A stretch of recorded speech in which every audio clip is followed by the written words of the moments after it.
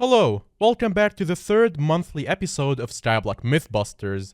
This has suddenly become the most popular series on the channel, and it isn't even our series, and I just want to thank you guys for the support so far. Anyway, I'm here to bust some myth, and you're here to watch me bust some myth, so let's do it. Oh, also, make sure to subscribe, because we are really close to 127864 subs. Why that number? Because it's a random number, and random equals funny. If you put ultimate Ys on an endstone sword or bow, do you get higher or lower damage bonus? With these items, you gain damage based on how much mana gets used from its ability, and it drains all of your mana. But does ultimate Ys make it deal half as much damage from taking half as much mana? Or does it deal twice as much damage because it takes twice as much mana? So when I use the sword normally, I gain a 139% damage boost for my next hit. If I apply Ultimate Ys 5, I still get another 139% damage boost. Unfortunately, Ultimate Ys doesn't seem to do anything here. I still lose all my mana too. It's a bit of a scam, to be honest, and now I have the sword that I don't want. You know what? Subscribe and leave a comment, and I'll give the sword to a random person out there. Does One For All remove the enchantments on a fancy sword? As we found in the last video, this sword is really buggy, and the enchantments can double up when they shouldn't do. So what happens if you put One For All on it, and then what happens if you remove it? Well, when you put the enchantment on the sword, it actually keeps its original enchantments, but does not keep any enchantments that you added on extra through the enchantment table. It also does as much damage as you'd expect from an item with One For All. But if you switch lobbies, you get a message that tells you that the extra enchantments on the sword were removed the first time you use it in any lobby, even though the enchantments are very much still on the sword, and obviously you cannot apply anything more to it because it has One For All on it.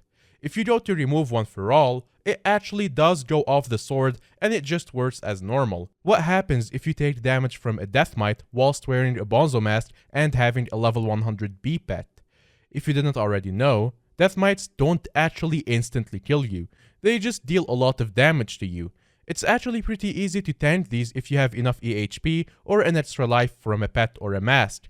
The B pet also gives you absorption based on the amount of damage that you take, so theoretically, I should be able to get a huge absorption shield from this, as long as I can jump out of the pit fast enough. However, nothing actually happened. As it turns out, the mask negates the fatal hit of damage as if it never actually hit you in the first place, so you don't get the massive shield you would expect. Pretty disappointing, but myth busted.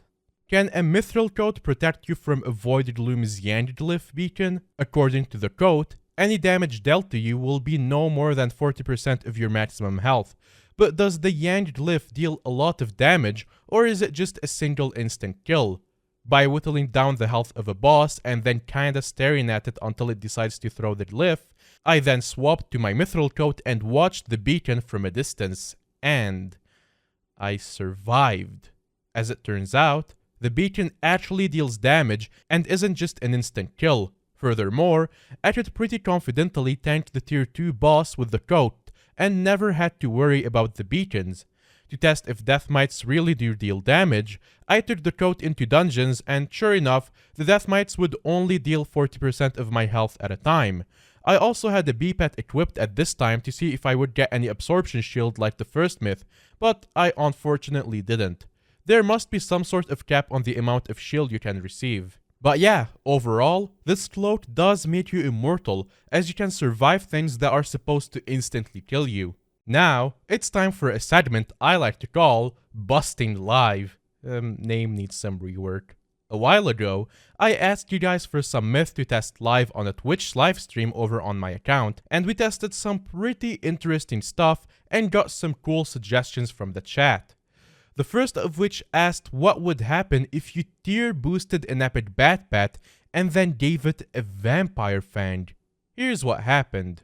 So basically what's happening here is if I put a tier boost on a bat, it becomes technically legendary, which then I should be able to put a vampire fang on it, but I might not be able to. Okay.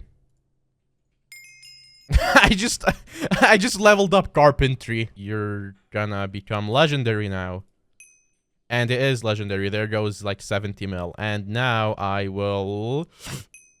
Oh! It works! Held item, vampire fan. So it's not holding the tier boost and... Huh. Change the pet item. Wait, yeah, what happens if I change the pet item now? Actually, that's a great question. Let me try. Yes, so what happens if I... Okay, so you can still... Wait. No. So the fan is gone. And the tier boost is gone. Nice. As it turns out, the tier boosted pet can actually take the item and become a mythic pet. But when you remove the item, the pet goes back to being epic. Fat waste of lots of millions of coins. But it's for science. What happens if you put Silk Touch on a flint shovel? Normally, a flint shovel has a 100% chance to give you flint from a gravel block, but the Silk Touch would give a shovel a 100% chance to give you gravel from a gravel block. So, what wins? The enchant or the item ability? Okay, let's see. It gave flint. God damn it. It felt like it would give gravel. Hold on, if I put it on a normal shovel, that's a sword, that's not a shovel. Put Silk Touch. Put it here and... Okay, so the ability does overwrite it. Apparently, the item ability does, as you get flint from it every time, even with Silk Touch. Harder glass only protects itself from explosions and nothing behind it like obsidian or other blast-proof blocks do. I found this hard to believe because in Bed Wars, the blast-proof glass there does protect everything behind it, and the admins probably just copied the code. So let's see what happens if I do this. Okay, so it really doesn't protect them. Wow, so it protects itself, but it doesn't protect the blocks around it. That's... Huh. Okay, well, there's now a hole in my ground. Poor ground, dude. But, no, they actually didn't. The glass literally just stays alive and everything behind it gets blown up. What is the point of this block again? Can death mites escape their pit if you splash jump boost onto them? This one speaks for itself. Alright, so let's see what happens. 3, 2, 1.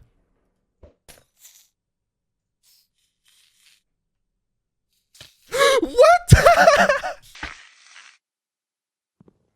They actually jump. That scared me. Okay, so the death mites do indeed jump. Oh no. Do creepers drop music discs when killed by skeletons? If you didn't already know, a creeper can drop a random music disc if a skeleton kills it in vanilla Minecraft.